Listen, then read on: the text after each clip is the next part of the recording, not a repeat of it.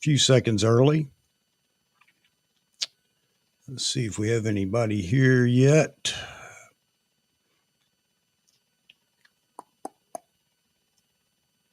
Let's see. Yeah, we have a few people in here. Hello, hello, hello, hello. Good morning, good afternoon, good evening, whatever it may be, wherever you are. And thanks for dropping in for the show. Let's see. All right, so today I have all the photos raw out of camera, and I'm going to be showing you those here on the screen, and we'll go through them and talk about what I actually learned. This was the first time I've had the Z9 out for some action photography. Just happened to be motocross, one of my favorite things. And it wasn't the best day at the track, but there were a couple of riders, one of them being my stepson. So we can glean what I have and talk about it. And I'll give you my experience for the first time out using AF at its what the camera was built for instead of just shooting around the house. Jeffrey, good to see you. James, Roy, Ray, hope everybody's doing well. Yeah, I was up late last night after Vahagen's live stream. Great live stream. I think he does a fantastic job. I hope if you guys were in there, and I know some of you were, hope you enjoyed it. Nice talking to Matt Granger. Really enjoyed chatting with him.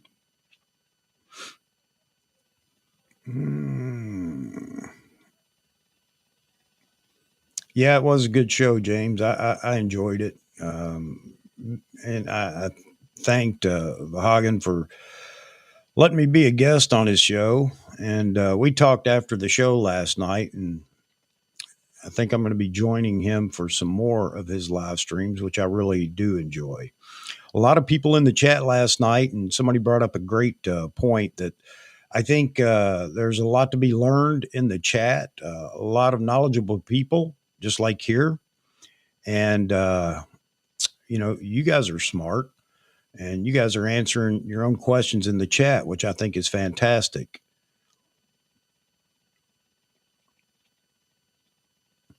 Yeah, I'm an open book, James. I don't have a lot to share, but I'll share everything I've got. And it was nice last night with everybody just going around I don't know. I don't like it when we stick to one topic. And this is just me, and I'm not going to push that on anyone else, but I kind of like the idea of letting the audience, the chat room, have a say in what we're going to talk about.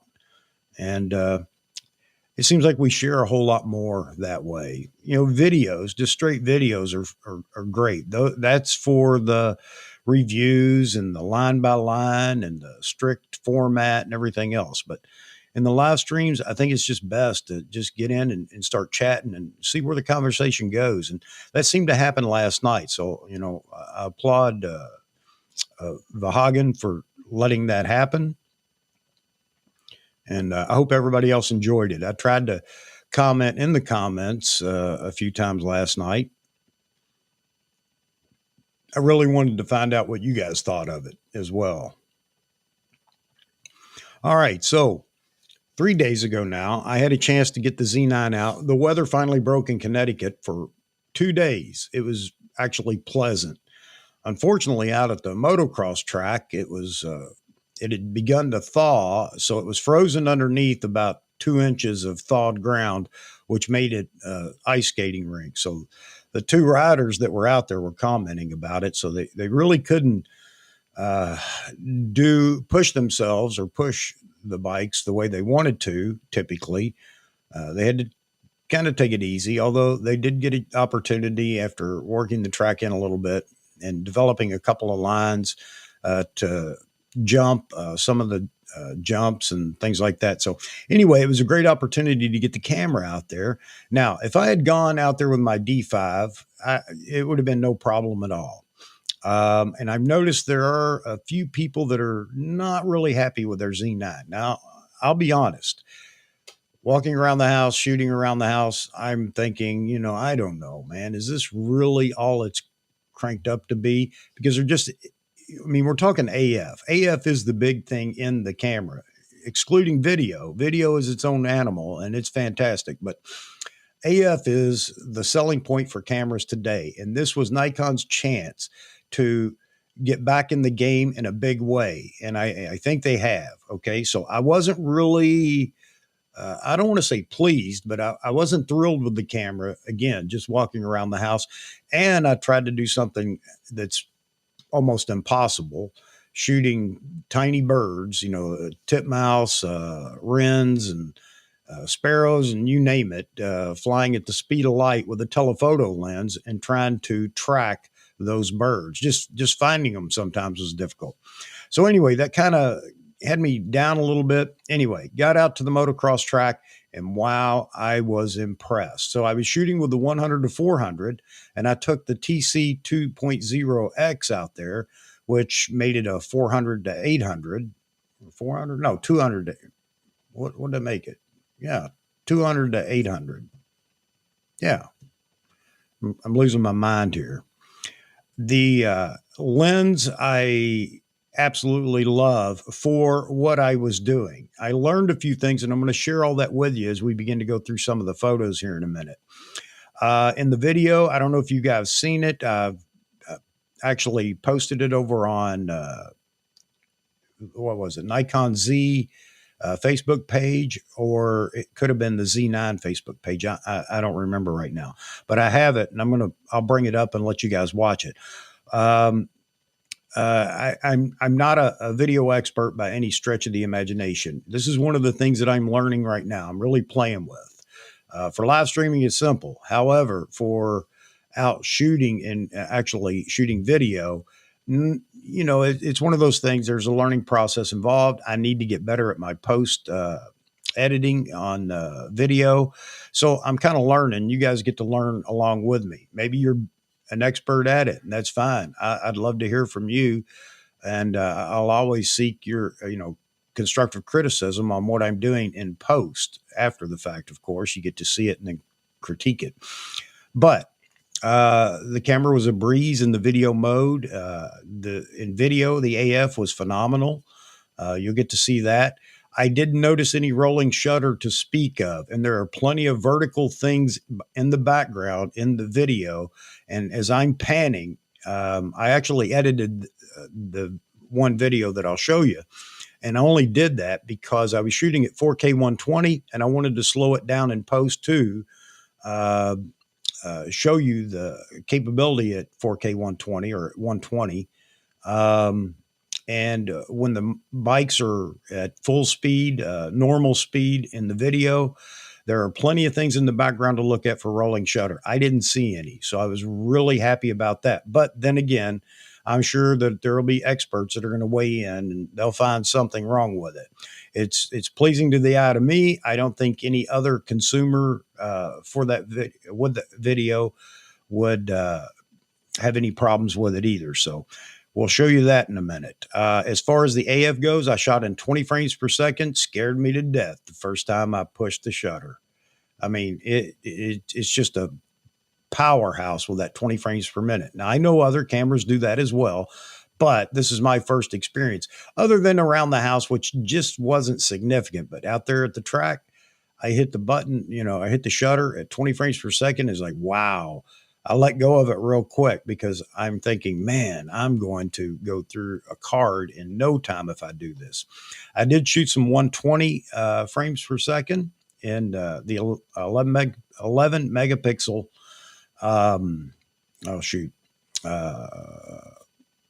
JPEG. Sorry. So really, I had a good time. I learned a lot, and I'm going to share that with you here in just a minute. So let's see who all we have in here now. Action shots, bird in flight is the hardest to photograph. I agree, James. However, a caveat to my complaint about not being able to catch the little, rocket birds. A crow flew over at one point while I was out there, and I swung the camera up, and it locked on that crow with no problem. Now, two things helped. One, blue sky. I mean, nothing else in the frame. Obviously, that made it easier for the camera. But two, it filled the frame quite a bit. And I think that's the problem with the little birds and the fact that I'm trying to pick them up in brush and they match the background, very well. So anyway, I'm not as concerned about the birds right now because I think that I think that with the larger birds, and I just haven't had any here yet. It's just that time of the year. With the larger birds, I think it's going to be fine. So we'll get out and do some of that as well. Yeah, it is a machine gun, James, no doubt about it. And at 120 frames, you can't tell the difference, but you have that, that it's at 120 frames per second. So when you press that shutter, I mean, it's 60, 70 photos as fast as you can press it and let go of it. So I don't have a complete 120 frame segment, but I have several that are 60, 70 frames long, and we'll go through those too, and you get to look at it. Now, with the 100 to 400, let me back up real quick. I go out to the track, really excited. I start shooting. The camera scares me to death at first with the high frames per second. And I'm thinking about, well, I'm going to shoot some video, this and that. I have two Delkin Black 128 gig cards, which are the fastest in the Delkin line. The higher capacity of the card, it does slow down a little bit, but nothing that will affect the performance in the camera. Anyway, I get out there and I open the card door and I only brought one card with me, one card in the camera. And I'm thinking, you got to be kidding me. All this prep, everything else. And the one thing I forget to do is check to make sure I have both cards in the camera. No, one of them's at home in the card reader. Go figure. I did have another pro grade card. It's not as fast as the Delkin. So I was able to put that in the camera, and that gave me 256 gig overall. And as it turns out, I didn't use everything up. So lesson learned again, or this is a lesson learned again for me. Check the camera, make sure the cards are in the camera before you leave the house. I didn't take all the typical stuff that I usually carry with me to go to the track or go out and shoot any kind of action or event or anything. So I just had the the camera, the lens, and I just happened to have that extra pro grade card with me. So save the day. Okay, so I took about 1,500 photos in about an hour and 20 minutes, which is way over where I'm usually at in an hour and 20 minutes, even shooting motocross. However, this thing will rattle them off like a machine gun. And the intent for this trip out to the track was not for creative shots in motocross. The track really wouldn't allow that because it was kind of a mess. But what was I going to say here? Albert, you busted my train of thought, buddy. Just kidding. I was just out there to test the AF and go through the modes, find out what worked best, and shoot a little video, and to shoot the 100 to 400 out in that open environment, shooting action, and test the 2.0 TC. And as we get to the photos for all this, I'll explain what I learned while I was shooting. All right, let me look at the comments real quick. Bigger machine doesn't shoot fast. Z9 is much faster. Yeah, it is. It is. It is fast. James, you're using two 128 gig Delkin cards. Okay. Albert, what has surprised you about the camera the most? Okay, the AF. And I'm going to go into more detail on that in a minute. As far as size, feel, weight, and everything else, I love it because I'm used to shooting a lot with flagship cameras. I had the D4 and I had the D5, and I like it. I like the feel in my hands. When I first got the Z6, I'm thinking, man, it felt like a toy. It really did. I mean, it's robust as far as the build quality and everything else, but well, anyway, I prefer the full body camera, the flagship style body. So, For getting gear, even worse if you're hours. Yeah, you ain't kidding, James. Let's see. Yeah, I haven't really tested it, Roy, on the 100 to 400 with the TC on there. I haven't tested it with the Z6 or Z6 or Z62. Now I'm going to bring up something when even with the Z9, I didn't test it, but I have a feeling that it could maybe interrupt the focus with the TC in line. Specifically, I was shooting the lens wide open all day long. So it's at f5.6 at 400. And then when you put the TC in line at 800 millimeter, the aperture goes to f11, and I was shooting at f11. So I'll have some photos. We'll talk about it, and I think that I could better the quality of those photos by going up or closing down the aperture, maybe shooting at about f18. But I didn't test it to see what that would do to the autofocus. So I'm not going to be able to speak to what it can do or will do, but my thoughts on it. So EVF is much brighter, and you can adjust the EVF in the camera, which I did because that was another significant issue I had out there.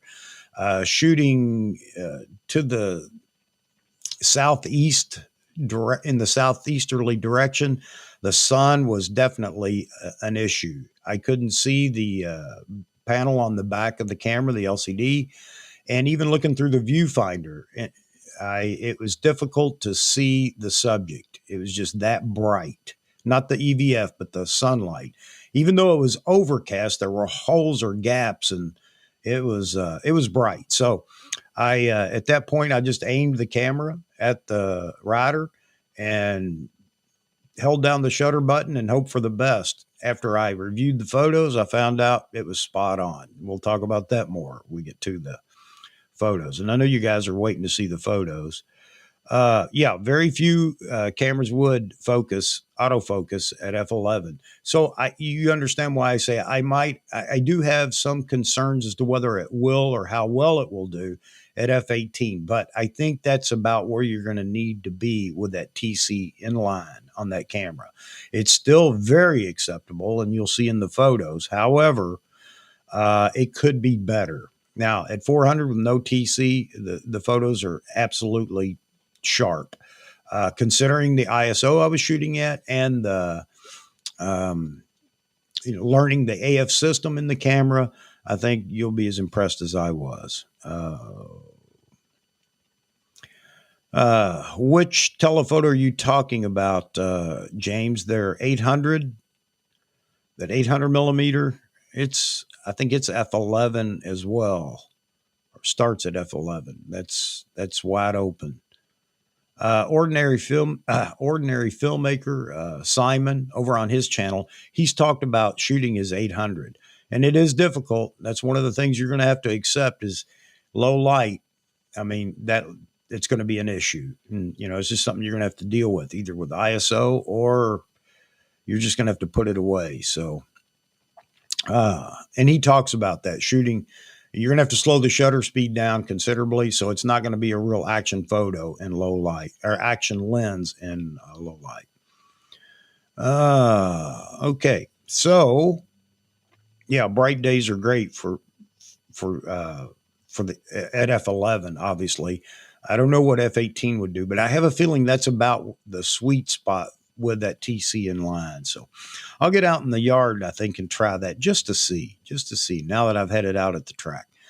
All right, so you guys ready for some photos? And I'm just going to I'm going to show you the photos through Bridge, and I've got it loaded up, ready to go. I have two sets of photos to go through, and I can't remember which one I have up first. I think this would be the first. No, I don't know. Anyway, we'll talk about them as we go through them. So if you guys are ready, I'll see. My line cub, I just had to brush him. I think he's already beginning to shed for spring. And I brushed him, and combed him, if you can believe that. And I got enough hair for another cat. So he's in there fat, dumb, and happy right now after being brushed and eating something. He'll be in here in a minute, I'm sure, aggravating me, and I'll have to pick him up for a second. All right, so let's jump over to the photos. All right, so here we go. You guys may want to go to full screen. It's very small on my screen, but anyway, so let's see where we're at here in the photos. Okay, this is the first photo on this card, so I have a feeling this would be the second card.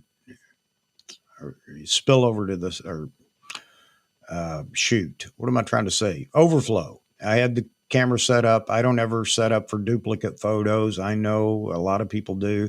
I'm an amateur or hobbyist. I shoot for myself and everybody else's pleasure. So I'm not so concerned about that. If I were shooting weddings and things, I probably would be. But anyway, so here's the first photo. I'm going to go to full screen. And I can tell you the settings for all these photos are going to be ISO 2000. It just worked out this way. Shutter speed, 1/1600th of a second. And at f5.6 if it's at 400 millimeters. So I'm not going to check every photo here. I can guess at some of them, but I'm not going to check every one to see what the focal length was. I can tell you that this photo was, looking at where he is on the track, this is probably in the 300 to 400 millimeter range. So, oh, wait a minute. That's not too good, is it? So let's just say 400 right now. Here it is, 100% zoom. And James, I'm never worried about mud or rain or anything else with the camera. And again, a lot of people would call me crazy. I don't care. I bought the camera to use the way I want, and I'm going to use it in my DSLRs out at the track all day long in either rain, mud, or on dry days, lots of dust. And I shot the 80 to 400. Which extends, of course, and I never had a problem with the lens or anything else. So I think at wide open lens only at 400 millimeter, and you know what? We will go back and check here real quick. Let's just see.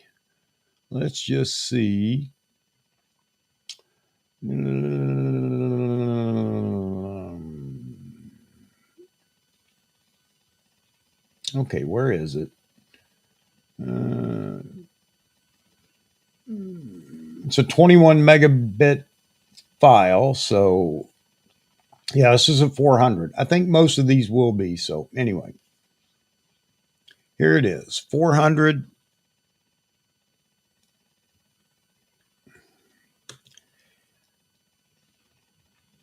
That's full screen. And then zoom to 100%. I got to tell you, I'm happy with it. This is in AFC, continuous autofocus.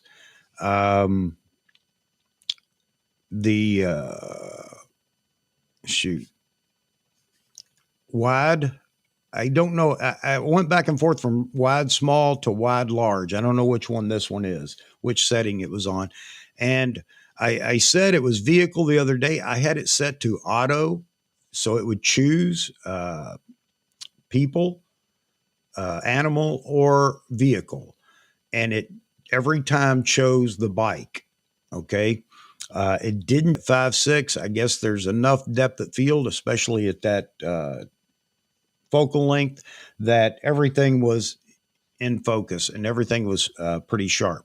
There are times where it did miss focus, and I'll explain that when I get to it. And that was early on, really, when I was just playing with the camera and trying to figure out the focusing system. So let's just rattle through a few. This is significant because obviously the pole is right in the way. However, focus was perfect on the rider, and that's at 400 millimeter. Again, the settings, ISO 2000, 1/1600th of a second shutter speed, and large with, I'm sorry, wide with the large box, or yeah, large box. Uh, yeah, on the vehicle, with the vehicle setting, which I assume that it did choose because the box always locked on the bike. But I mean, here you can see, even with the pole in the way on this shot, it captured it with no issues. And this is just obviously an easy photo. However, he's moving at the speed of sound, believe it or not. It's just a capture. I think this is where I was trying to do single shot capture. I wasn't in 20 frames per second or anything else. And it does a fantastic job. I'll always look at the helmet so you guys can see, give it a chance to render, and there it is. So, I mean, again, the lens without the TC, I think, is just fantastic. Yeah, Roy, I would have expected it to. And if it were the D5, there is a chance, because obviously I'm not shooting in continuous autofocus on the Z5. There is a chance that it would have grabbed the pole as well.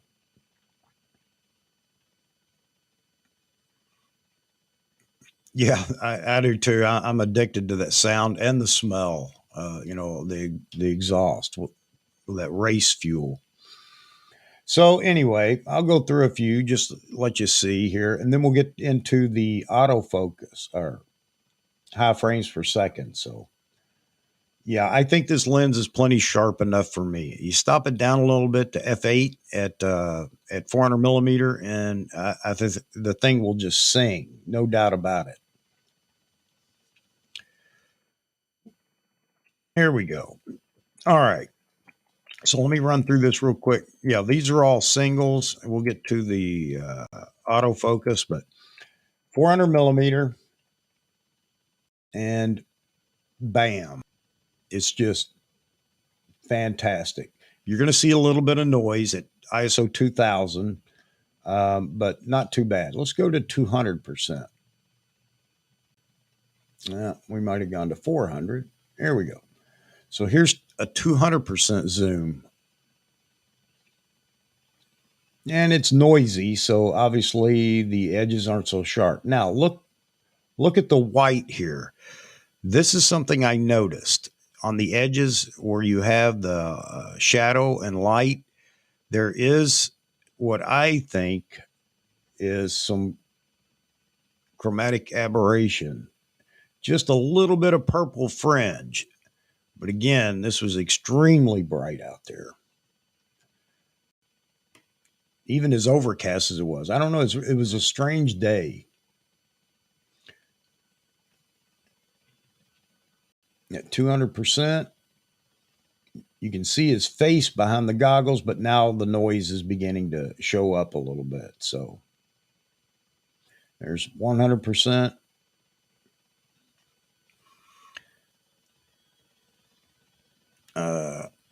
James, I don't know. I did not download, what is it, Nikon NX or whatever it is. This is through Adobe Bridge in Photoshop.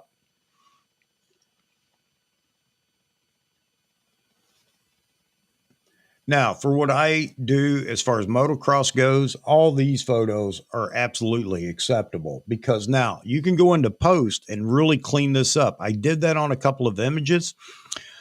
Took it into ACR, Adobe Camera Raw. Now, one of the issues I have with Topaz Denoise is it will not take the raw photo from the camera. It doesn't recognize it yet. I don't know if that's I guess that's a Topaz issue. It's just the camera's too new and it hasn't been included in the software yet.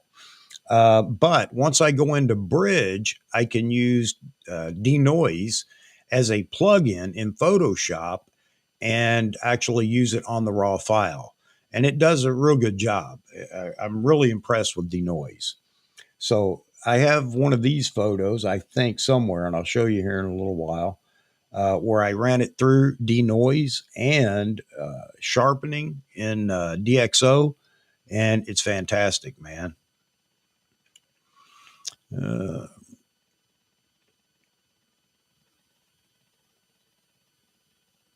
Okay, so Albert, we talked about that in the live stream last night.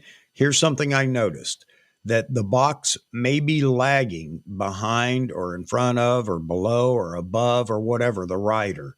And I know that people think that, well, that means that that's a lost shot. That is not true at all. I saw that numerous times while I was out there shooting. And then looking at the photos are tack sharp. So the focus was, I mean, it was on. Um, I don't know why it isn't as sticky. So let me clarify that. I think people are confusing that. The box, the box that indicates where the focus point is not necessarily attached. I know it sounds crazy, but it's not necessarily attached to what the sensor is focusing on. So there is this little bit of lag sometimes that you see where the box is trailing or something like that, yet the photo is in focus. So I think a lot of people got concerned. They looked at, they saw some of the uh, through the lens video, people shooting and seeing that that box wasn't absolutely attached to the rider, the person, the eye, or something like that. But if you go and look at the photos, 9 times out of 10, I'll bet you the photo is sharp, exactly where you wanted the focus to be. So it's yeah, 200% serious pixel peeping. So you know, if you printed these, the noise probably wouldn't show up anyway. That's very possible, Jeffrey. And I'm just, I left everything raw so everybody could look at it. By the way, these are all the JPEGs. If I did this with the RAWs and I'm trying to scan through when we do that in a minute, my little computer, I didn't have any problem pulling these up or downloading the photos or anything like that. But when you start scrubbing through them at a high rate of speed, yeah, you can tell that the computer might be struggling a little bit. Yeah, the ability to crop in and out is fantastic on the camera. No doubt about that. That's the difference between 45 megapixels and 24. So, uh, on the A1, it sometimes showed in focus on the screen via the focus point that you see. Is that what you're saying, Roy? Yeah, and you know what? I think that that's the other thing. Everybody's going to compare this to, and Sony fans are going to say that Nikon's lacking. Sometimes you get 9 out of 10 in focus, and they act as if Sony's perfect. Sony A1 is a great camera. I haven't shot it myself, but I'll guarantee you that the Z9 is on par with the A1, the R3, the R5. Well, the R5 I've heard is a bit slower. So now studio work and things like that, and I'll get into some of that in a minute too, talking about settings, the way you set the camera up, what you use it for. You're not going to have any problem with any of these cameras. So let me move on here. Now you see what happened here. This is not autofocus. Me holding the shutter down and taking multi frames per second. Okay, this is single frame shooting. So I shot this photo and then missed focus on him, and I'll tell you why. This is another lesson I learned. Turn off photo review. I have to turn it off. It's on in the camera. And as soon as you let go of the shutter, immediately it's showing you that frame, that photo. And then you have to go through the process, obviously. And this all takes nanoseconds. But when you have action photography going, that nanosecond is a missed opportunity. So that's exactly what happened here. I took the previous shot, this shot, and then let go of the shutter and realized that the photo came up for me to look at.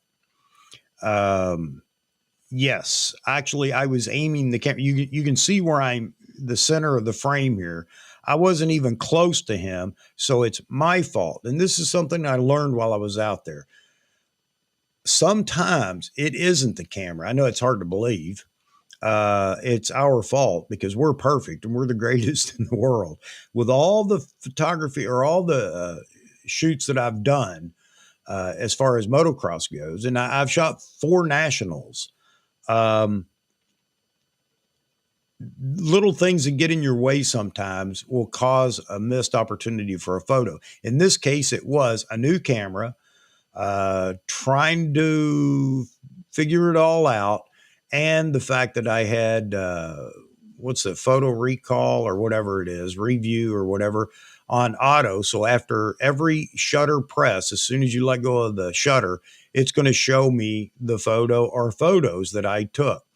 And it's a bit confusing at first. You think, well, I have to sit here and wait for those to, because it takes a second for it to go through on a 20 frame burst. It's going through showing you each one as it's loading.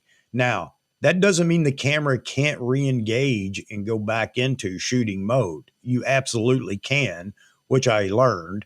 You don't have to sit there and watch each one load. You just hit the shutter button again, and it's right back in action. However, that causes a delay. So anyway, story for me is get rid of the photo review. It's done. I'm turning it off. I'll review the photos because I'm used to that with a DSLR, not a problem.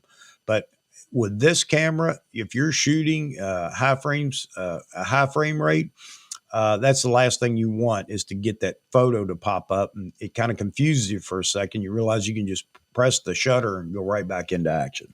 So yes, I was aimed. The camera was still pointed in the direction of where he was before, or close to it. So I missed this opportunity. I just want you to know the camera did not do this. This was me, full disclosure. So, and I'm going to rattle through. I think it's on the other card, which I have that downloaded as well. And we'll talk about multi frames per second. But I mean, it's pretty phenomenal. It blew me away, guys. I'm telling you. And this is again shooting wide open on the lens, which of course would give you more opportunities with the light. So, Charles, yeah, turning off the review.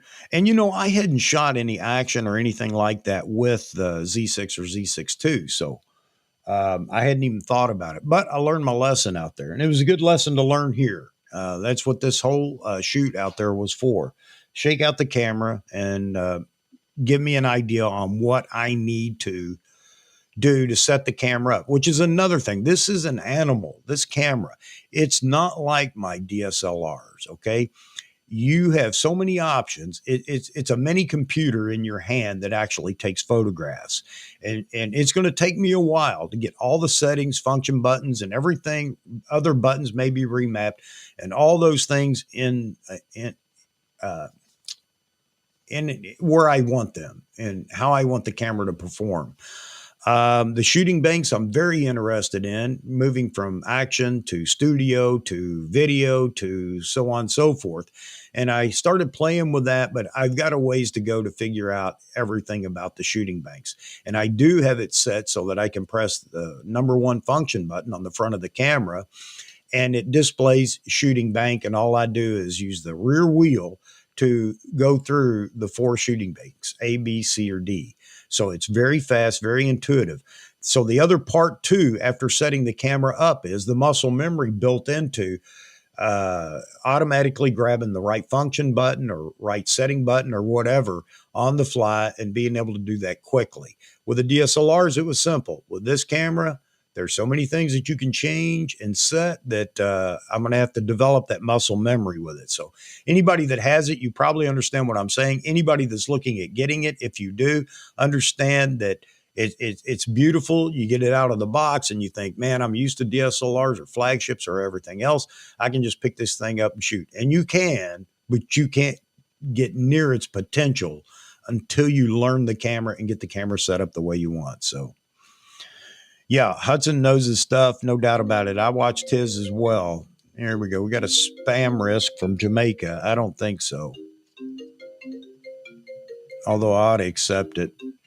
Um, so anyway, that's my take on the camera. All right, moving on. Well, we're still at 100%. Let's back out. So yeah, the colors are beautiful. I love them. Straight out of camera. I think this was all in portrait mode. I shot flat mode in the video and then turned it to portrait as well. And the reason I shoot portrait when it comes to motocross is because the their what they wear is so colorful. The bikes are colorful, and that just goes along with the whole sport of motocross. It's part of it. So let's see. Yes, the banks give it multiple personalities at the flick of a switch. And once you have the muscle memory built, you can switch between them in no time. I don't know all the ins and outs of the banks yet. I'm still playing with it. And as time goes on and I get it set up, I'll definitely share it with you guys. So let's go through some photos here. We back up. I don't think, uh, let's see how many we've got. And then I can tell you. I can tell you right now, this is not in um, 20 frames per second. I did play with the low frame rate, and I think this could be at 8 or 10 frames per second, which you can see the well, you can see the how are between each photo going over the hill here. But let's just look at it. Let's zoom in and see what we have. Again, no problems, no issues, tack sharp. So the camera's doing what it's supposed to do or what it's designed to do. And it's definitely hanging on to, and I'll back up here, stay zoomed in. It's definitely hanging on to the bike.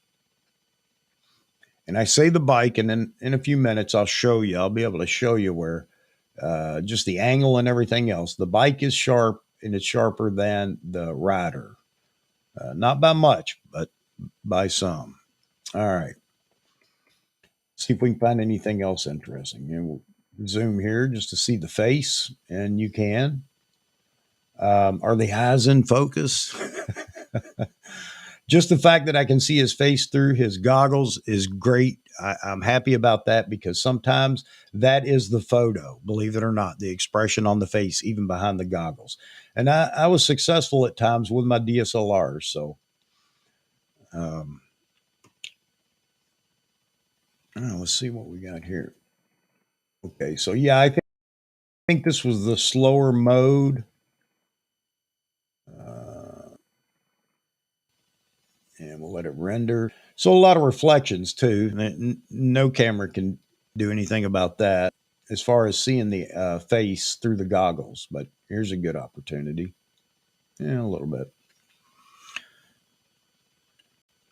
How many non-keepers? We're going to get to that, Roy, in a minute. When I open the camera up at 20 frames per second, I have several different strings to look at, and I'll talk to you about whether I think it was the camera or whether it was me. And now all right, let me back out for a minute. I don't know why my monitor wants to blink like that, but let me zip through some of these and let me get to the strings of back here now. And you can tell even without zooming in whether the shot is sharp or not. This may be one, yep, where now, why did it lose focus? Was it me? Let me back up. He's in focus. Next frame, not in focus. I think I was shooting, actually, still shooting single frame release. So, okay, this is a string here.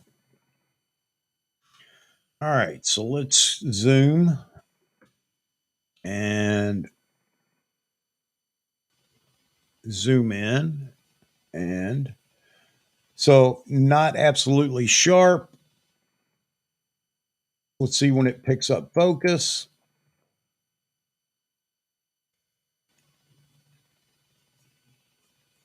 You can see that the box, and this may be me, I may have bumped the joystick on the back and moved the box to the bottom of the frame. I noticed I did it out there a couple of times, so it's something to be aware of. Oh, James, single frame? No, I actually had the other card that I put in. It was the pro grade card. Yeah, focused on the dirt. So uh, I can't say it was a camera. I can't say it was me. So, it's just one of those things. I was usually at fault, not the camera out there, but I'll show you where the camera missed. It wasn't me. No, didn't use button focus, and I have it set up by Hudson Henry's recommendation on using wide area, large or small, and then setting 3D tracking up on the back button uh, focus. I didn't even use it while I was out there. Could I? I should have, but I didn't. I was so caught up in trying to get all I could done while I was there. Let's see. All right, so continuing and still, no, we're in focus now.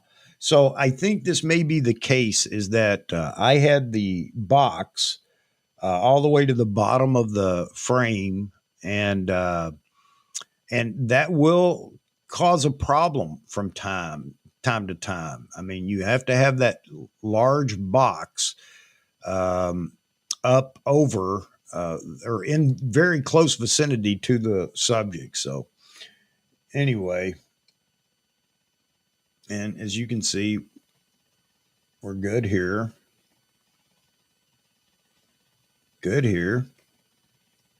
And I believe it's good here. Yeah. So let me back out of 100%.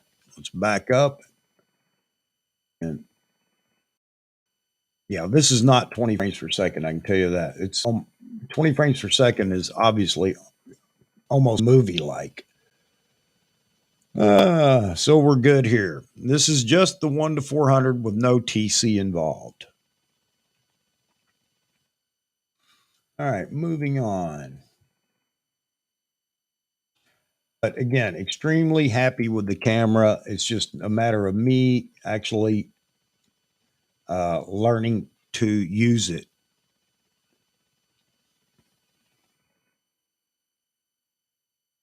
And the real test is coming up, guys, as you see the high frame per second bursts.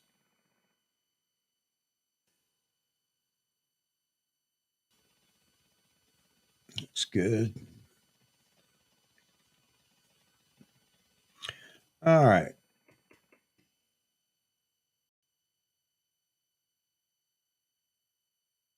You can see the sky back here. Now we've got you can see the haze as you look up, you'll see the blue poking through. So it was a strange day. Still beautiful to get out. All right.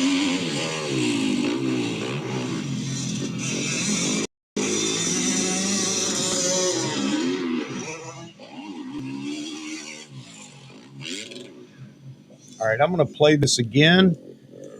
There you go, James, just for you. The sounds of dirt bikes. All right, so I'm going to play this again and I'm going to pause from time to time and we can look to see. Yeah, earplug time. So I'll pause from time to time and we'll look at focus to make sure that focus is still on the bike. And understand here I'm shooting at AFF full. What was I using? Hang on a second. I can look at the camera because it's still set up.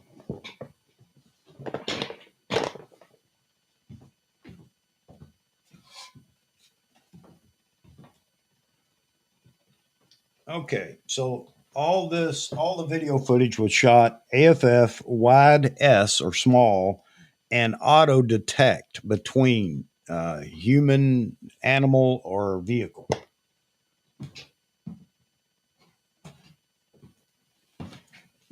And as you can see, it's doing a pretty daggone good job.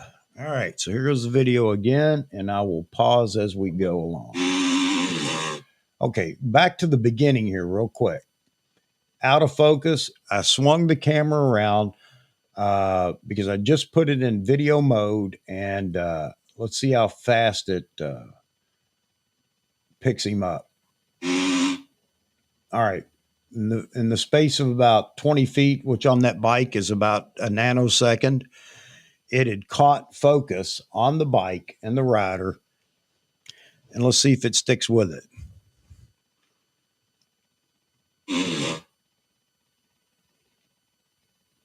Yeah, I'd say it does. Now, is that autofocus? Is that a focusing issue? Because it is a bit, I don't know, soft. And the way to tell is look at the wheels, the tires. They're blurred. So that's motion blur. That's not the focus blur. Okay. I think I was shooting at, I know I was shooting at 4K 120, and this is at 240 frames per second. So you're going to see blur, motion blur.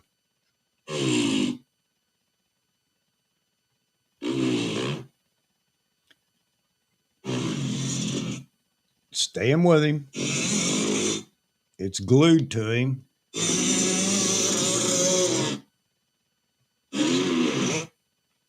Hard to tell because it's backlit here.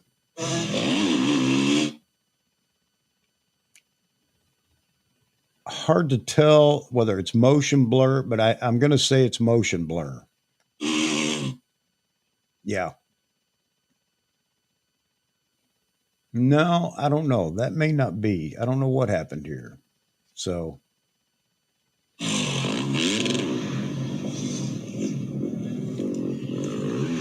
All right. So it's at 4K 120, but obviously this hasn't been edited. I have one that is edited, and I'll play that. Well, I might as well while I have this one up. Let me back out of here for a second.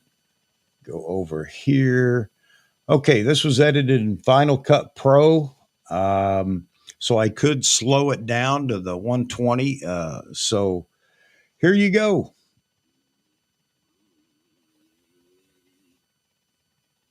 No problem. Slow down. You can see now, since we're not freezing it, that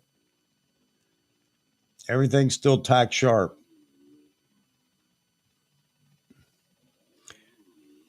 Let me freeze it here. So there you go. Now, here's a key thing. I swing immediately to the left and pick up the other rider, and he's already locked and cocked in focus. And I'm looking at the screen here with you guys off to my right.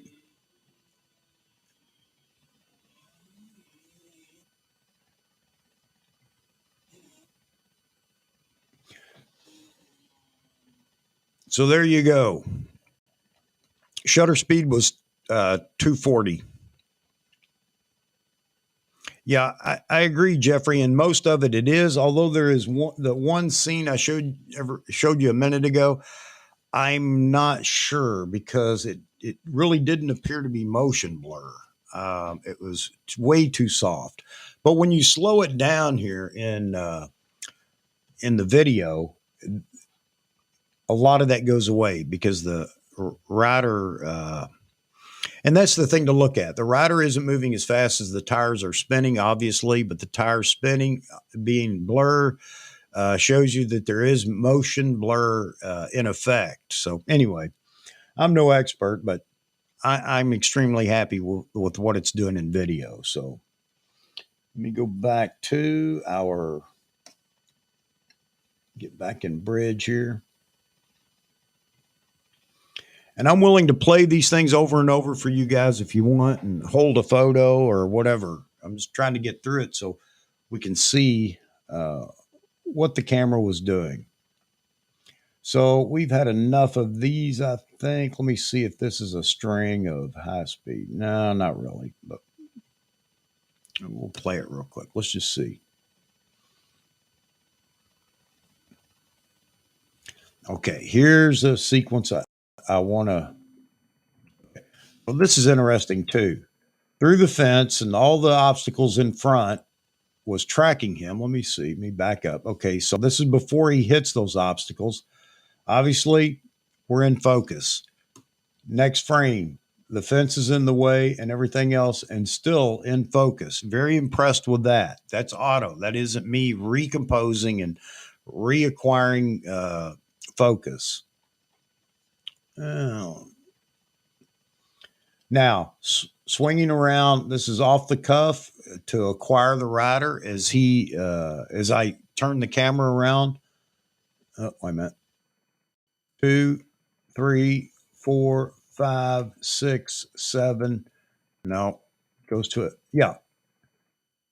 And I think I may have let go of the shutter button and hit it again, and it picked him up. Don't know why that is.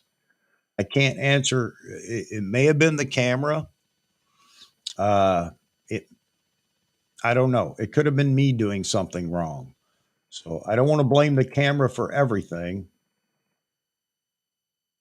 But in these sequences, you know, okay, so this is definitely at 20 frames per second right here. Let's look at each one as we go through. Let it render. All right. So next frame, let it render in focus. Next frame. And I know this is 20 frames per second because there's very little movement in the front tire turning or his body moving very much.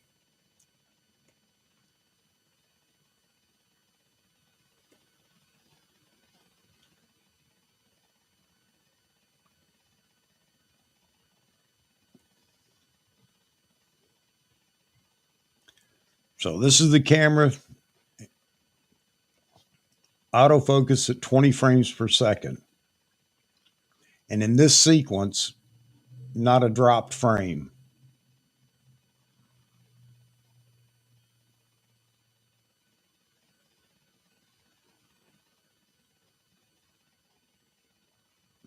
It takes a while to go through 20 frames, one at a time, doesn't it? But I just want you to see that every frame is in focus.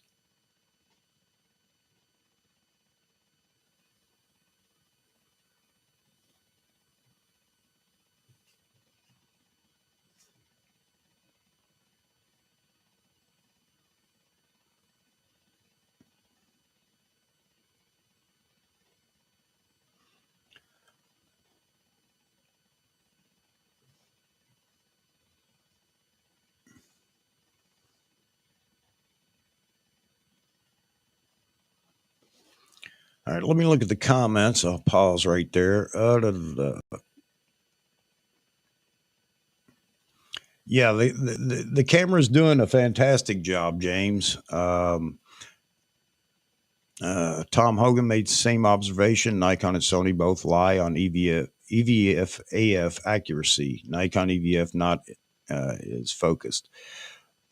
Yeah, and I can't speak to that whether it is the same in the Sony or Canon, but I can confirm for you that I noticed the little focus box again, either above, below, lagging, something, whatever, wasn't exactly on the bike or whatever. And yet the photos, and here's proof of it. Now, I can't tell you that I noticed it in this sequence, but I could have. I'm just saying that overall, I did notice at times that there was lag in the movement of the focus point box, yet the photos are tack sharp or as sharp as they're going to be with this lens. And so now I'll show you in a minute. We'll find a few sequences where this is not the case. And I can't say it's me or the camera, but I'm going to believe that the camera might have had a problem. And we'll get to that in a minute. Are you guys okay with it? Is this moving fast enough for you, or do you guys want to just skip on or whatever?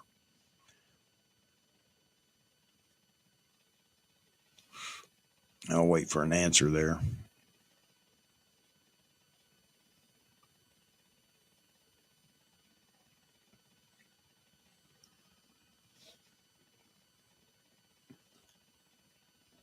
So I don't know what this burst was, how many frames. I can go back and count here in a second. But again, not one frame yet out of focus.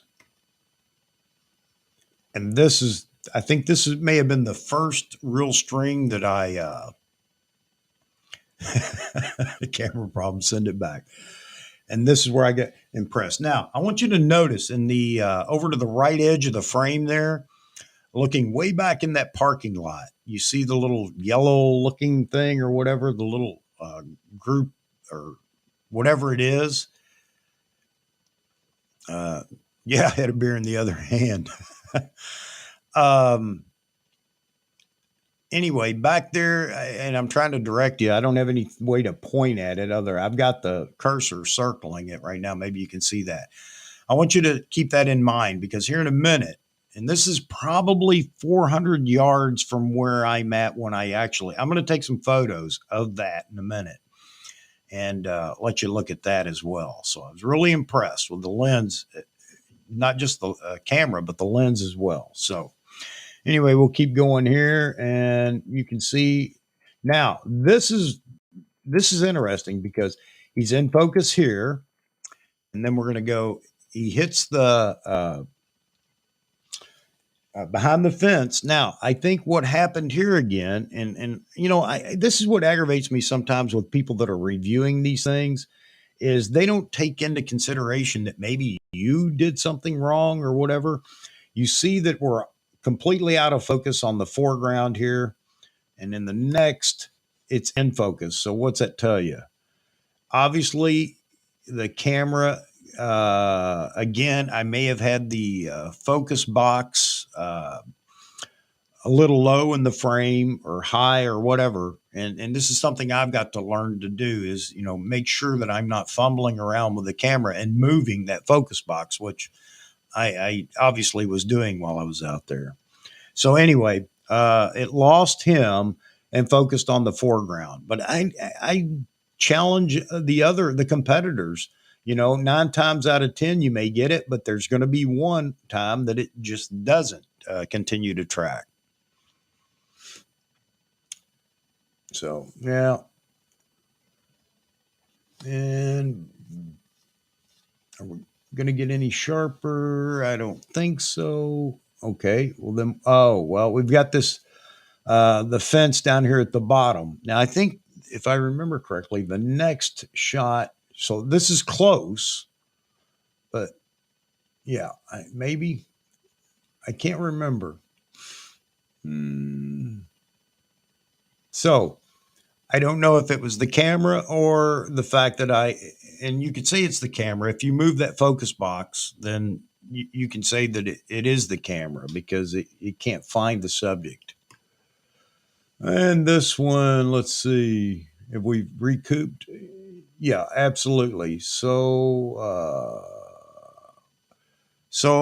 I'm going to say it was a combination, me and the camera. The farther he gets above that fence pole, the better the focus is. So, all right. Oh, I think we're still good here. Now, shooting motocross, I'm always excited to be able to capture the eyes, the face through the goggles, the helmet, and everything else. And like I said, sometimes that's the decisive moment. We talked about that last night. You're talking about, do you need to shoot 20 frames per second? Well, obviously you don't. We survived without it forever. And I did too, shooting motocross. But in a string of 20 photos with the minimal movement that there is between frames, like right here, it seems insignificant. That photo, you could say, well, that's it, man. There it is. You nailed it. And that's going to be a photo that you're going to process and put on the web or give to whoever's asked for them or yada, yada, yada. But maybe this next frame, and I'm not expecting it to show up here, But the next frame, there's something different. His in motocross, so just so you understand, um, they ride with their usually a finger on the clutch, a finger or two on the clutch, and that's how they moderate power to the ground using the clutch. This is why they burn clutches up so quickly and just replace them constantly. But my point here is that the finger might have been on the clutch handle and then or off, and then one frame later it's on, and not the case in this photo. And that's significant. That's something somebody else may not have caught. So talking about Henry, what is it? Henry uh, Bredesen. I can't remember his name. And he's the one that started the phrase "the decisive moment," sitting and waiting. Well, you can do that for a placement on the track where the bike will be, but you have no way of determining when an expression is going to show up, or something like that. Bresson, yeah. And so now let's talk about 20 frames per second. Do you need it? No, but it could set you apart. And I'll tell you this, sports guys out there shooting football or basketball or even baseball, we talk about the ball coming off the bat. I don't think that's as big a deal. But anyway, that precise moment is so much easier to catch now. Again, it may be the photo that sets you apart from everybody else. So it is significant. It does make your job easier. You need to learn this camera first, but it will make your job easier. All right. Let me get back up here. Come on, render. Oh, what's going on with my screen all of a sudden? Why is it doing this? All right. That said, we'll see how long he stays in focus in this sequence. Bike still in focus, and I shoot the ground. There you go. How you like that? All right. I don't know why this screen is blipping like that. All right. Let me scoot through these. Let's see. Isn't there some setting to change how soon it looks first? Yes, there is. And by the way, I did change that. Is from 1 to 5 is your latitude in there. 1 being the fastest, or maybe I have this backwards. Jeffrey, help me out, man. Either way, 1 is either the fastest setting, so that if it loses focus, it immediately starts looking for that object or another object, and 5 would be the slowest, so that it stays. The AI continues to look in the same area for the subject, and I had it set a little closer to the slowest. Yeah, block shot AF response, custom function A3. Set it to 5, it's more sticky. And I had it set at 4. See, Jeffrey, you are the man. You are the man. You know all. I'm a fly by the seat of my pants guy, and I know that's not good. I'm more on the creative side. I like the creativity, so I want the technical side to work for me as easily as I can make it. So, but anyway, yeah, I had it set to 4, so it was doing its best and trying to hang on to the subject. All right. Okay, so not in focus, and I can't tell you why here. I have no idea. Again, maybe. Oh, okay. So it's looking for a human, an animal, or a vehicle. None of which appear in this frame, and I think that's part of what's going on with no focus. Because let's see, as we move forward, did we get it here? Maybe there was enough here that it snapped into focus. I don't know. Can't answer the question. If anybody wants to know exactly what happened, I'm not sure. And this was the beginning of my shooting out there. No, I know that's not in focus, or barely. And obviously, we're getting better, better, better, better, better, better, better, and not so good again. Obviously, I didn't have him in the frame, so you know, I'll say this is half and half. The camera's not magic. it can't aim itself. So I'm still going to say that this was a shooter error, and I'll take the blame for that. Now, how long will it take to acquire? So several frames and bam, we're in focus and we're off to the races again, pun intended. All right, let me skedaddle on down the way here. Well, here you go. Here's another great example of. I was tracking him. Now, this is significant too. I hadn't pressed the shutter, but I was tracking him. Now, I didn't do this on purpose, although I could lie and say I was waiting till he got behind the bush to see if it would still be in focus. Well, no, that didn't happen. But I just hit the uh, shutter and he's in focus. Obviously, you can tell there's brush in the way because of the softness in there, but it stuck with him. All right. We were talking about. All right, Todd. Hey, man. I'm sorry if I'm going so slow, but thanks for dropping in. And you have any questions? Drop them in the comments if it's anything that we hadn't talked about yet. But again, thanks for being here. Uh, yeah, we'll never get a Bigfoot picture in focus. Exactly. Davis, see, what are we comparing photos to? What a skilled photographer can do, or what commander data can produce? Good point, David. And now, could anybody pick this camera up if you're comfortable with the settings and you're not you're a fairly new photographer and get these photos? Absolutely, that's what this camera can do for you. You just have to make sure that it's set up right. All right. So I showed you in the photo earlier the little pile or whatever in the back of the parking lot. Well, this is what was back there. These guys are riding these little bikes, doing wheelies. That's all they're doing over there. There were three of them. And again, he's probably 400 yards away, 300 to 400 yards easy.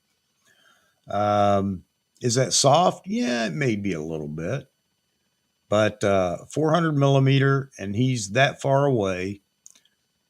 And we'll continue. Look at this. It's the autofocus is tracking him that far away. It picked him up, and I had somebody say, "Well, it's picked up the background and because of the depth of field." No, I don't think that's the case at all. It is on him, and it appeared to be on him as I was shooting. So there he is, every frame, sharp or as sharp as it's going to be with this lens at that distance.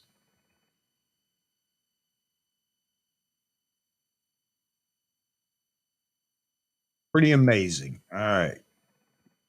And this is super sharp. I got to look again here. And render. I know it's sharper than that. Come on. No. Okay, this may be a case. I told you I could show you where, let's see, the bike itself. Yeah, it picked up the very front of the bike, it looks like.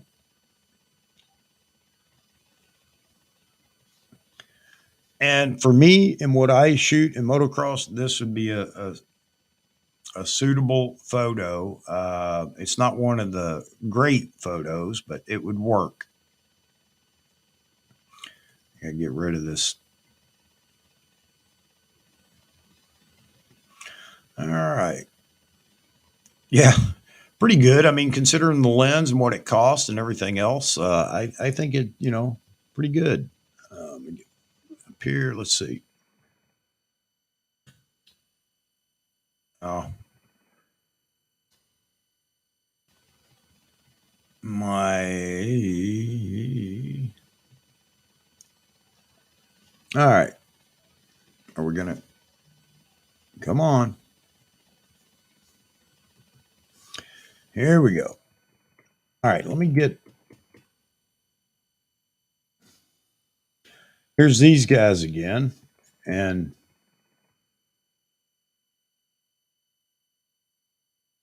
I'm going to get to the other group of photos real quick. Uh,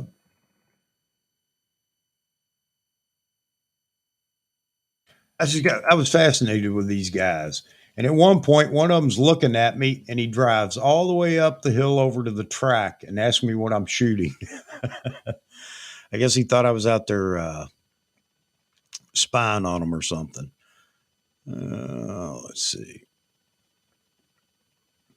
I agree, Robert. 3D tracking will be, and again, that's one of those muscle memory things that I've got to get used to because that's never been the case with the DSLRs. And I have it set up for that with back button 3D. I have the back button set for 3D tracking. It automatically goes to it. But you have to, build that muscle memory. And again, it's going to take a few outings to really get used to it. I think Bayou Josh talked about that as well. It's not the first day out of the box. Again, not like a DSLR. And I'll become more familiar with the camera as I continue to shoot it. It really bothered me. That's why I didn't say anything for the last few weeks because I'm thinking, man, you're supposed to be, a hotshot photographer when it comes to this stuff. What's the problem, Chuck? And honestly, I've got to humble myself and say that, I'm going to have to learn this camera. I'm not saying it's so difficult that you can't learn it. That's not the case at all. But again, I have heard people talk about one guy he's selling he's over in Germany, he's over in Europe somewhere, and was shooting with D6s. He has two Z9s, he's selling them. He doesn't like them. He's going back to his D6. Now, I don't know exactly why, and he never said exactly why he's doing it, but I have a feeling that it has to do with, man, I got to go through a whole new learning process to use this camera. And you do. For the autofocus to work the way you want it to, and the way it's depicted, you have to learn the camera. You can shoot single point all day long, just like a DSLR. But what's the point in having a Z9 if that's what you're going to do? So, if it just seems difficult and the setup seems difficult, it's just a matter of putting in a little time to get it tweaked the way you want it and the way it best works with the camera. So, oh, yeah, I'm not complaining at all. I'm just trying to be honest, Jeffrey, when we're looking at some of this to say it was me. I'm not going to blame the camera for everything. And I'm not trying to promote the camera as being perfect. Don't get me wrong here. I'm going to, there may be some where I'm not sure whether it was me or the camera, but where the camera did fail, I'll explain why I think it failed. And fail's not the right word, where it just missed focus. Yeah, you're right. Time goes on, it's setting up all the function buttons and remapping other buttons and things like that. And then the muscle memory kicks in and it becomes just, it's just like the back of your hand. You're out there and you're just automatically pushing the right function button, moving the right dial to get to where you want. Yeah, I would say, I'd say it's in the 90 percentile range, David, which is fantastic. I mean, considering what I'm shooting, all right, let me back out of here.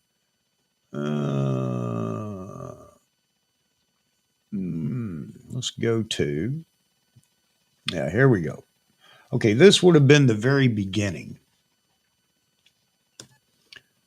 First few shots. Love the color again. Everything's fantastic. Beautiful photo here. Um, I don't, I mean, technically it's a beautiful photo. But let's move on. Oh, wait a minute. Now I'm shooting. I think I have, yeah, every image. So let's do this. I'm going to go to JPEG because otherwise we'll be waiting all day for photos to render and everything else. So all right. So these are some of the first photos, and I'm not going to, I'll check a few so you can see. Lens is doing a fantastic job. Camera is just spot on. I think this is where I was jumping up and down like a little kid with a handful of gumballs or something because it was doing exactly what I expected from the camera. But as the time would go on and I began to experiment more, I did find those instances where um, it was me or the camera. I think this is it. This is interesting. Now, so you can see talking about the stickiness of the autofocus, um, tree in the way. He's in focus. Oh, wait a minute. And I have to let it render. Bike's still in focus, so it hesitated. It didn't move immediately to the tree, comes out from behind the tree, and we're back in focus and continuing. So, again, these are the things that are significant about this camera that I just absolutely love. Every frame here in focus. This is at 20 frames per second, except for me not keeping him in frame. So let's back up. Everything looks great here. Next photo. I don't know. Obviously, the foreground is now very sharp. So I don't know if it was me moving the camera or what, but oh, I take that back. I know what's going on. This is me trying to figure out what setting to use for autofocus. So, and as it went on, I tweaked the settings until I got to the settings that I told you about a few minutes ago. And I'm extremely pleased with these photos, even in these lighting conditions. So,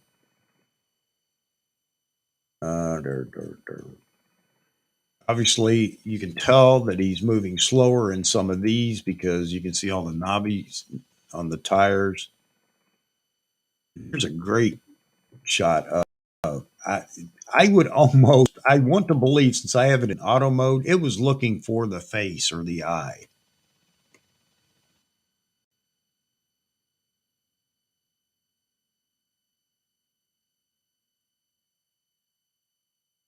So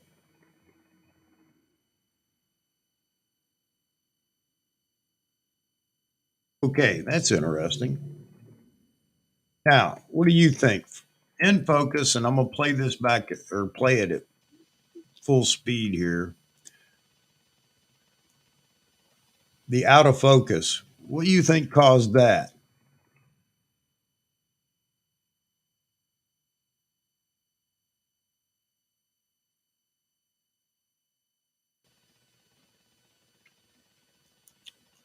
Chad, you know what? I don't know if it shows up in EXIF or not. And I didn't keep notes. Again, I didn't have much time to be out there. This is about 45 minutes, depending on traffic, maybe longer from the house. And I didn't have a lot of time, but I went out to just to, I was invited. My stepson said, hey, we're going out to ride. I ran out there real quick and spent as much time as I could, about an hour and 20 minutes, and then I had to go. And I'm not making excuses. I was just in a hurry to get the camera out there and burn through as many settings and photos and video as I could in the amount of time. So I didn't keep any notes. I'll check. I'll check Chad and James to see what exif data there is for each photo. So, and I'll tell you, this is me. This is moving the lens around, and I know what it was. I had it zoomed out to 400 millimeter, and I'm thinking, man, maybe I shouldn't be using a telephoto because he was very close. I was out on this end of the track, and he was within 15, 20 feet of me. So this looks pretty interesting. We'll run this. That is interesting. This is one of the clips I want to show you. All right, not clips. These are photos, and I think this is at 20 frames per second. So zip through. Everything's in focus. Looks great. Looks great. Looks great. Looks great. Everything's good. The pole coming in between me and the subject. Bam, out of focus. Pole in focus. One, or it's two, three, four, five, six, seven, eight, and in focus. So 8 frames right there out of focus. I can't tell you what focus mode I was in at the time, but I want to believe because this was right after I got out there. Uh, as I began to tweak and went to wide area, small or large, I don't know which one. I know I bounced between the two. Um, I think things got better, but that wasn't bad. And I can't tell you what focus mode I was in. So sorry about that, guys. Everything looks great. So yeah, I mean, for shooting motocross, this is a great combination. The Z9 with the 1 to 400 is a perfect combination. This is a very narrow track, not like the big national tracks you go to. It's fine for them to practice on and whatnot, but at the larger tracks, you need and a lot of people will say, I don't like zoom, whatever. You need to use the lens that works best for the situation that you're in. And I'll tell you, zoom lens in motocross is a blessing. All right. Uh, Aperture exposure and ISO. Okay. Yeah. I didn't think that it would show the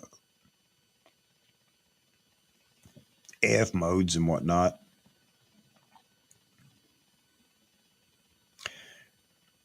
Yeah. Poles were gray. Um,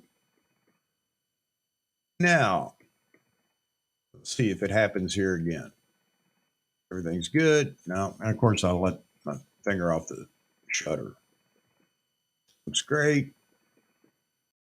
Yeah, the photos are just stunning. And on this side of the track, it was much better. Obviously, I'm not shooting into the sun with them backlit, so definitely a little more contrast, saturation, and everything else. No, no, no, no, no, no, no, no, no. Extremely, extremely happy, guys. Now, why? Why autofocus? I think we're losing. If it's on the bike, I think that it's now waiting for the bike to reappear. It doesn't see it. Now, it doesn't switch to human because, well, I mean, you know, you can say, well, he's a human. Yeah, but now how long does it take? And you don't know because I let my finger off the trigger, the shutter.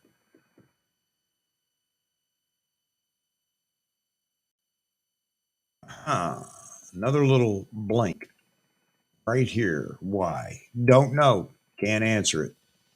So we go from in focus and right here, lose focus 2, 3, 4, 5, and we're back in focus.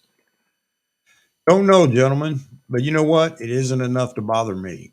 You guys see the purple fringing? It almost looks like in the background on the power lines. I haven't tried to correct. Uh, I love shooting motocross. You know that. By the way, folks, that's my beautiful bride there, Miss Maddie Bell. But we are a motocross family, aren't we, Mighty Bell?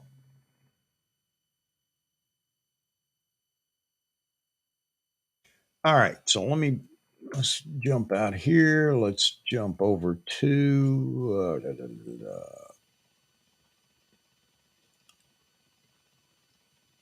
okay. Is this going to be? Yeah, let's try this. I'm going to run this through one time as a movie. I believe we might be at 120 frames per second here. Let's see.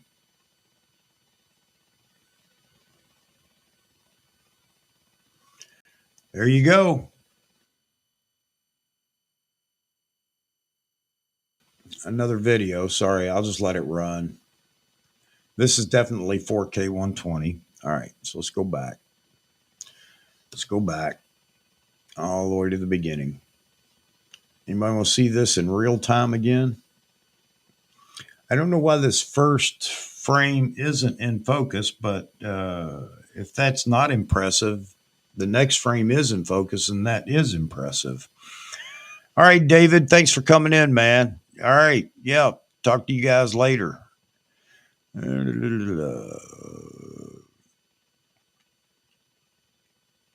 Yeah, short lens means you're going to get dirty. You get dirty out there anyway. You just kind of go with it. Okay. All right. So let's run through combat speed again. Oh well, let's go. All right, here we go.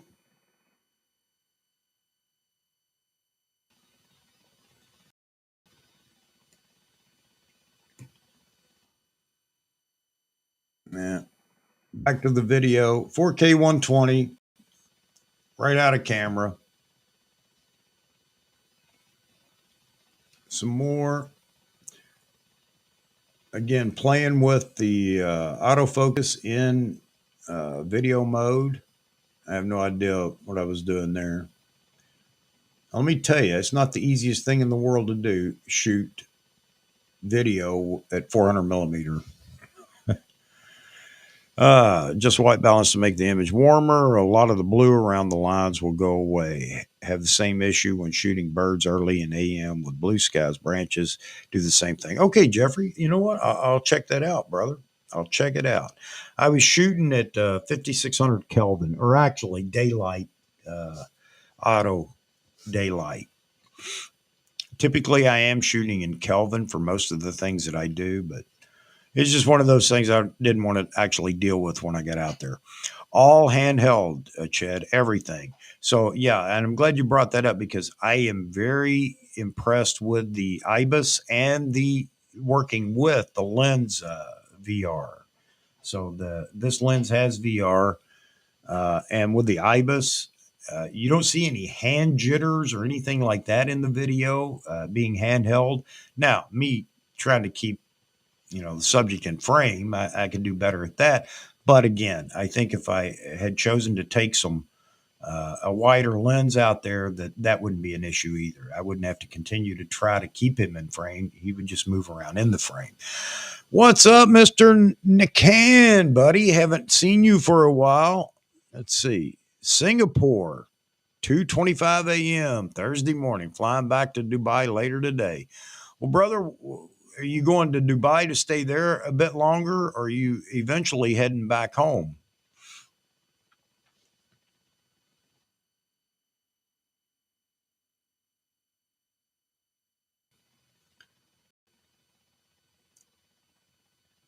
Let's see. Okay, now I want to show you this next clip is this is 8K. Yeah, I know. Pretty sad. That's all I got, isn't it? Yeah. I don't blame you if you're mad at me. I'm mad at myself. But this is 8K. I only shot this clip. Why? I don't know. But now I want to show you something here. Let me do it again. The and I can't do anything about zooming. It's video, but now I understand why they're talking about you can pull JPEGs out of 8K video because it just looks stunning. All right. Stuck in Dubai till July. Oh, man, brother. Well, at least you'll be there through the winter. Uh,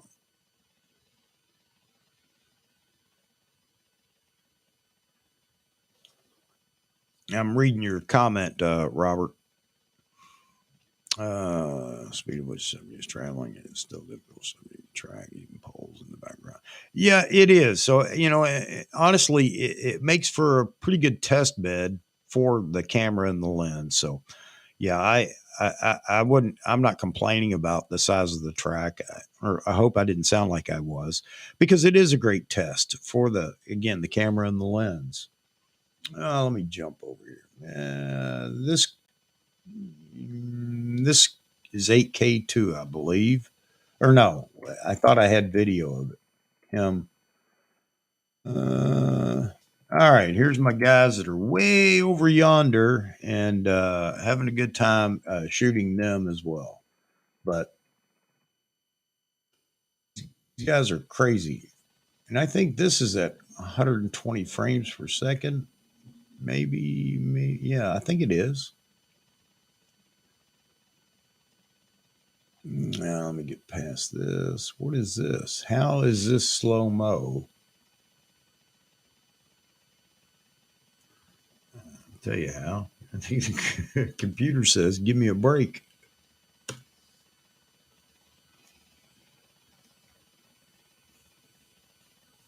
Mm.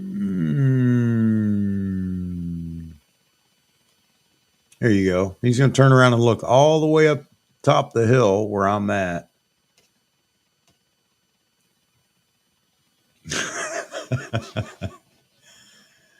uh,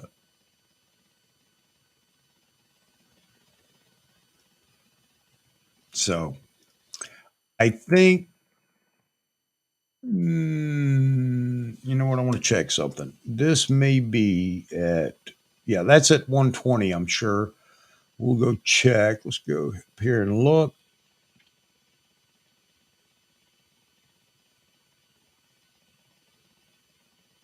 1/250th of a second. Okay.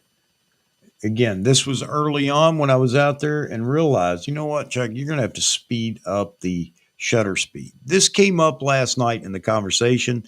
You need to be up around 1,000 of a second on shutter speed if you want to shoot at the high frame rate. The camera does tend to, as you can see here, this is at 1/250th. And,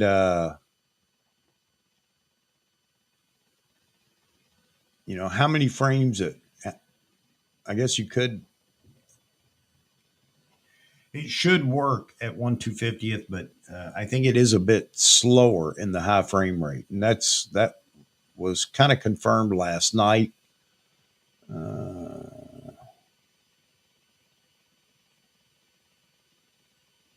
Z9, looking at the data here, 400.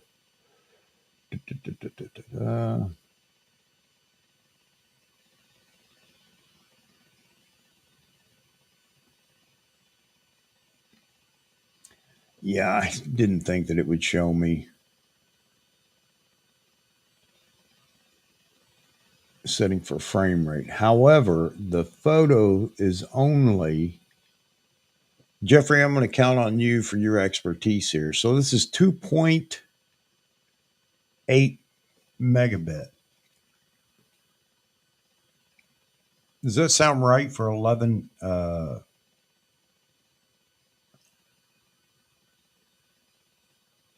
Yeah, does that sound right for 11 megabit JPEG? File size is 2.8.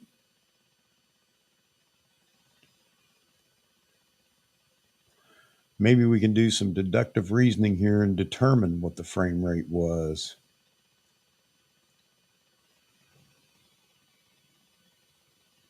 Oh, ISO 80. So we were, this again, this is when I first got out there. So this may have been on auto ISO.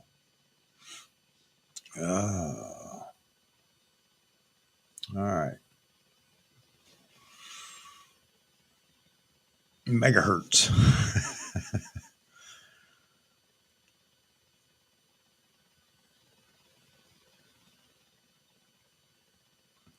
I switched to Mac a long time ago, James. Believe it or yeah, the computer can't handle the data throughput. You're right. It's beginning to struggle. The fan's running now. Yeah, he saw me. All right. Let's jump on. There we go. So here we go. Here they are. This is pretty much at the end of my shooting while I was out there.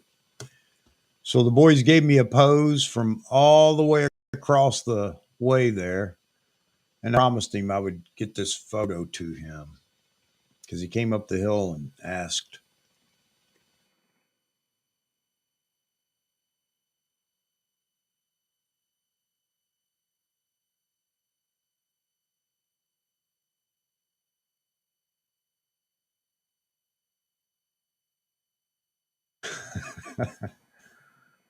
uh, Okay, now I think we're at 800 millimeter. Let's just let me verify that real quick because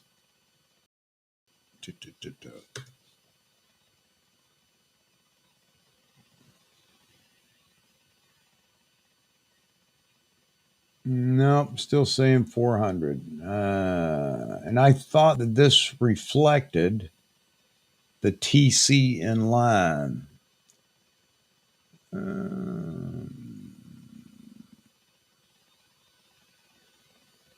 And evidently no. I know some of these are at 800 millimeter. Well, anyway, gentlemen. Okay, so that's what. Yeah, I'm going to say easily 300, between 300 and 400 yards away, easily. So because it was warmer out there, I think maybe the the warmth because of the cold ground that may have had something to do with a little bit of the uh, uh, with the degradation of the photos too at that distance. It's very possible. I didn't check Steve Perry's concept of removing the lens hood because I'd been out there. I'm sure that at that point the lens had acclimated to. Uh, let's see. Yeah, pushing the extremes of the lens so it would be a bit soft. Yeah, and what I was going to say there, Jeffrey, is to everybody to let everybody know. I think stop now. That's at f11 already at 800 millimeter. I think stopping it down to, and it sounds crazy, but about f18. Now, I don't know how well it's going to focus at f18. The Z9's already showing me that at f11 there is no issue at all in focusing. But I think that maybe if I had stopped it down, two things would have come out of that. One, maybe the image would be a bit sharper. Shooting wide open with a TC, probably not the best thing in the world to do. And I could have also determined how well it is going to operate or focus with the lens stop down to f18. So really happy with the camera, really happy with the lens. And while these aren't photos that are going to go into the archives of motocross or anything else, it's still a great. It was a to great opportunity to test the camera out, and I'm extremely pleased, especially with my lack of knowledge with this camera. I think that. I think it's fantastic. So again, if you have it, you already know. If you don't and you're waiting for it, be prepared for a surprise. It is a fantastic camera, but it's not a pull out of the box and you have command of it camera. It is definitely an animal. It's not impossible, but you have to sit down and play with this camera a little bit and set it up your way, build a little muscle memory, and then it's going to be a beast of a camera. So, Jaspreet, sorry I didn't say anything to you earlier. And I do have something. Yeah, hang on, Jaspreet. You weren't in here for this, I guess. So let me pull this up for you real quick. And we'll give it a whirl. So this is through Final Cut Pro. No grading, no color grading, color correction, no any of that. Just slowing the frame rate to reflect the 120 frames per second. So there we go.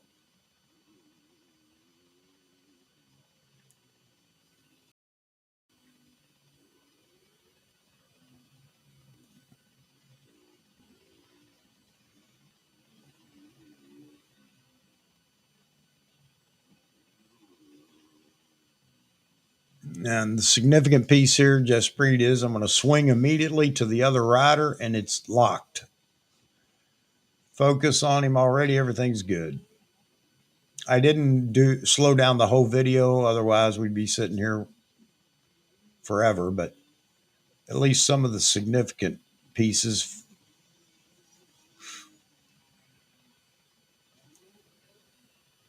There you go, Jaspreet.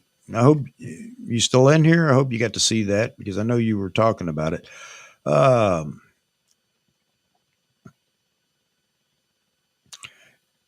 yeah, Jeffrey, but I didn't know, and I guess a lot of people didn't know whether that was going to carry over into the mirrorless or whatever, and I hadn't tried it, so.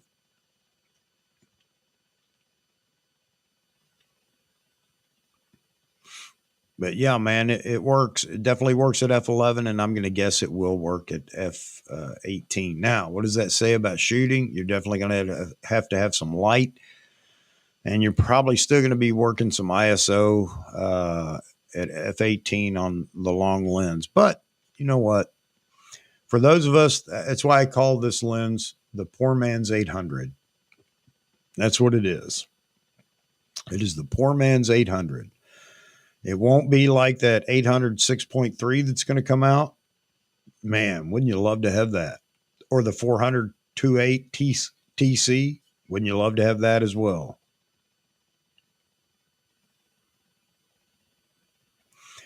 Yeah, I'm sure if I tried to take the Z6 II out to the track that I would definitely not be as um, I would definitely have a lower hit rate. But that is if I was trying to shoot. But I'd revert back to my old way of single point, single frame, and which works. But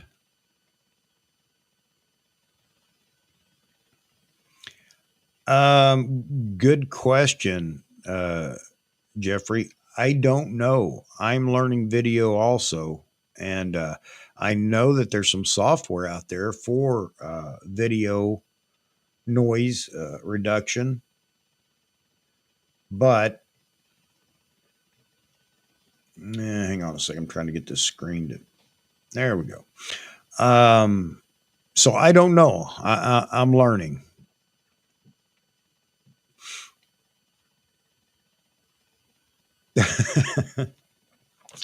Two photos with it. Jed, you got to get out there and shoot with it, man. I did shoot with my Z6 too. No action or anything like that. I I've shot some studio stuff with it. No, I was happy. I was happy with it. Um, I'm waiting for the new firmware for the Z6 too. The Z6 is mounted right here in front of me. It's now my live stream camera.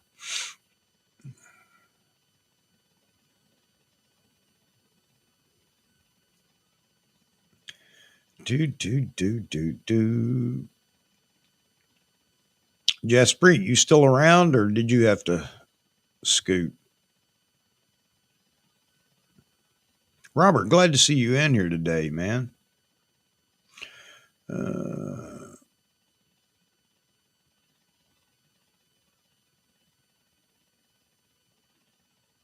Spring is coming. Yes, sir, it is.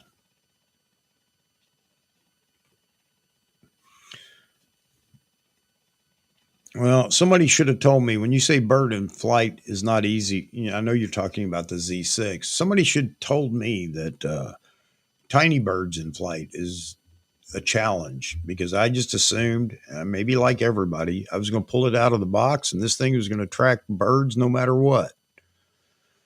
And no, there are some challenges out there. And again, I say that I think all brands would have the same difficulty. So it was me hoping to get the magic camera, I guess.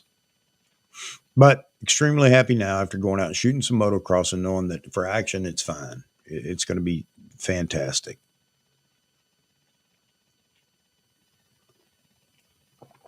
You guys have any other questions I may not have brought up in the commentary here that I may or may not be able to answer? And I'm going to give you the truth. If I just failed to mention it and it's a problem with the camera, I'll definitely let you know.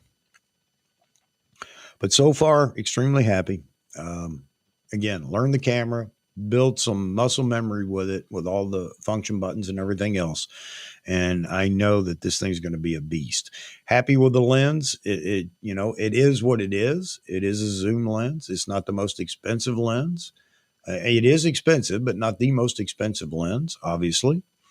And it's great for what I want to do with it. So there'll be a lot of people that just won't have it, can't stand it, or whatever, complain about it. But it suits my needs, and I'm glad I did pick it up, because at least I have something out to 400 millimeters and 800 millimeters with the TC, so I can get out and shoot more than just butterflies. Roy, I don't think I will be buying the 200 to 600.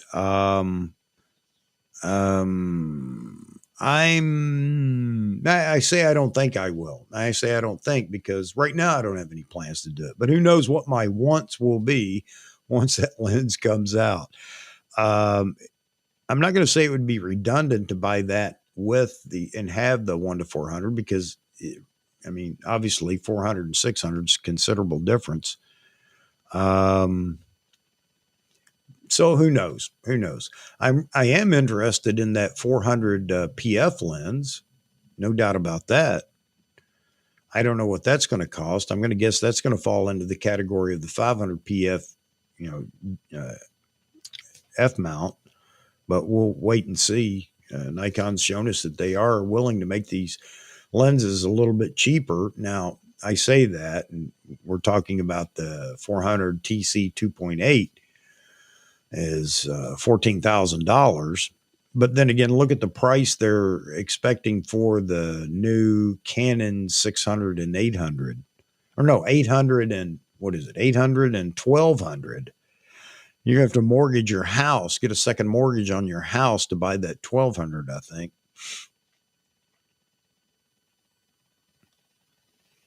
So he has the new 400 TC, Robert.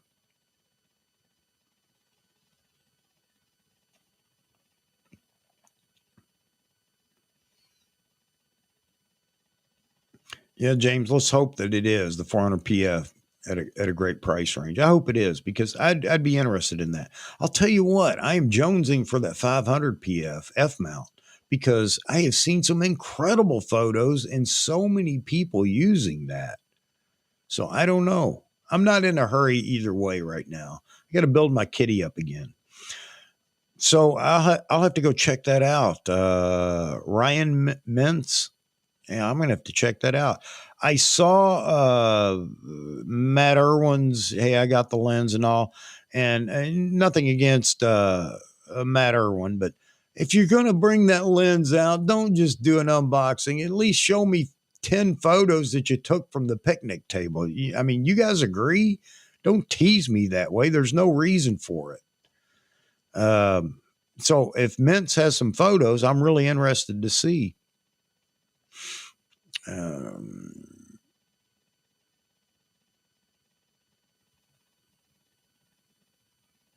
uh, da, da, da, da. James, 2 to 500 is still working strong, huh? That's good, man. That's good. It's a great when I say great lens, it's a great lens for us. It is a very good lens. Yes, by pro standards, no, it's not going to cut the mustard. And all of us would love to be able to go buy those prime super telephotos, but maybe someday. Chad, you thought the same thing. I mean, how do you do that? I mean, you think that's going to drive more business to your channel or something? I think come on, man. What's holding you back from taking 3 or 4 photos right then and showing us? Come on. Rough unboxing. Let's see. He's a birder, so I'm sure pics soon to come. Yeah, I think people get in a rush. Let me show you. I got the lens. It just came in the mail. Here it is. You know what? Show me some photos to go with it. I'm sorry. It's just me. 1 to 600 also good. Nikon still has the edge. 2 to 500 more than the 600 or the 2 to 400 because it's so small. Okay. Yeah, I understand that, Roy. I'm not opposed to the 600. If I could get the 600 F4, F mount, the E version, or it doesn't matter. I'd love to have it because I'm not opposed to going out with the tripod, setting that thing up and just relaxing and shooting what comes along. I have no use for it for any personal or professional work. Obviously, I'm not a professional photographer. Yeah, Nikon NPS definitely sees me that way. So, but I'd love to have that lens. I just love looking at the photos that those that have it. They're out and about shooting. And every time I saw a video by Josh or by you, Josh, it wasn't always a 600 f4. He was using the 500 PF as well. But anyway, just it's just beautiful, beautiful glass. I'm sure the new lenses are going to be even better. But oh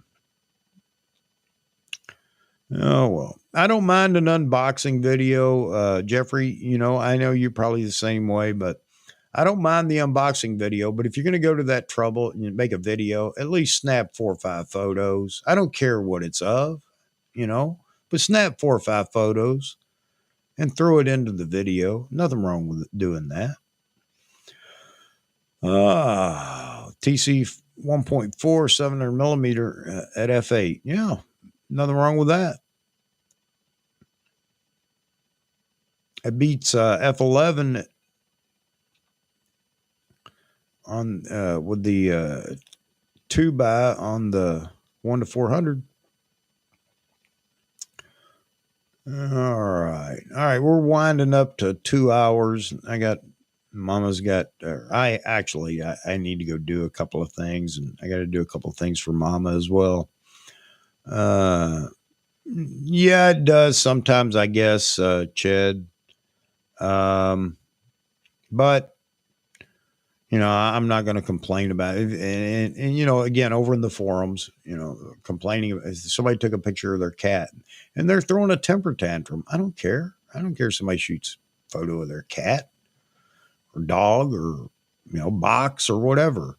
I don't understand why they get so bent out of shape. But there are some that do come across as, look what I got and you don't have. Yeah, I don't like that. I think it's terrible. Well, thanks, James. I don't know if it was or wasn't, but I'll take your word for it.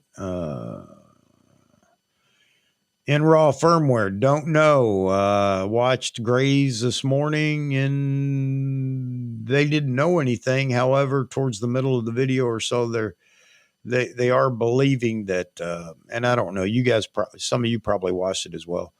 They're believing that March is going to be the magic month for a few things. So, firmware to boot. So we'll have to wait and see. They think that the Z9 firmware update will be released before the Z62, Z72. And I mean, being a Z9 owner, yeah, okay. But I could live without the Z9 update and get that Z62, Z72 update out, not just because I have one of those as well, but because there are so many people that are waiting for it. So I think that would be the best thing for them to do is get that Z6, Z72 firmware update out to everybody. Well, you're absolutely welcome, Ched, and you guys are welcome anytime. I enjoy doing it, and I hope you guys enjoy it as well. It's just a good opportunity for everybody to get in here and chat. And as long as we got people like you and man and Jeffrey, you know, Jeffrey Neville, you know, I'm going to have to hire him on to kind of be the stats guy in the background, just like a baseball commentator, because he is on it when it comes to knowing the manual.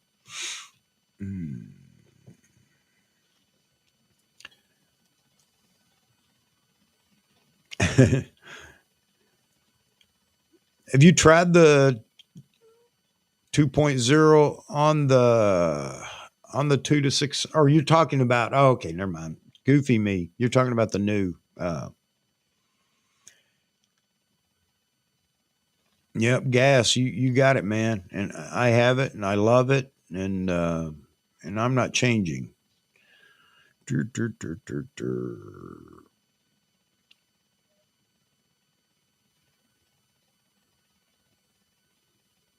Hmm.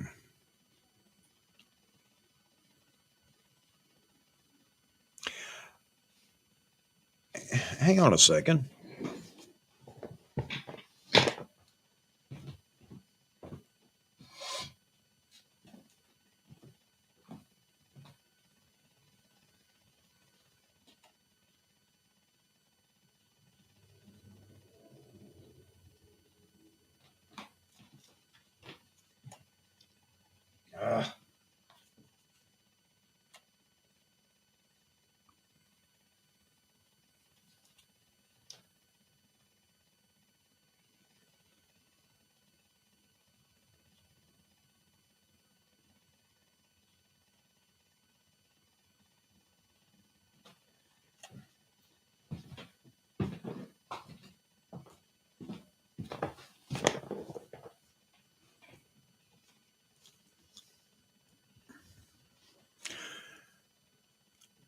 You see that, Jaspreet?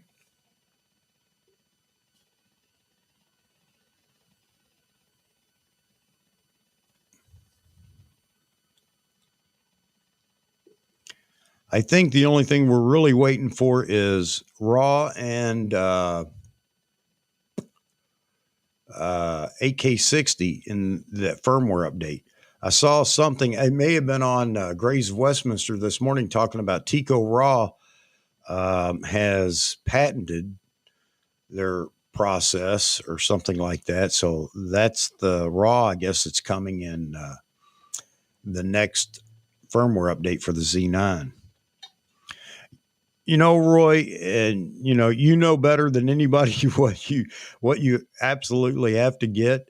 And talking last night, people ask, constantly ask all other photographers, well, which lens do I need?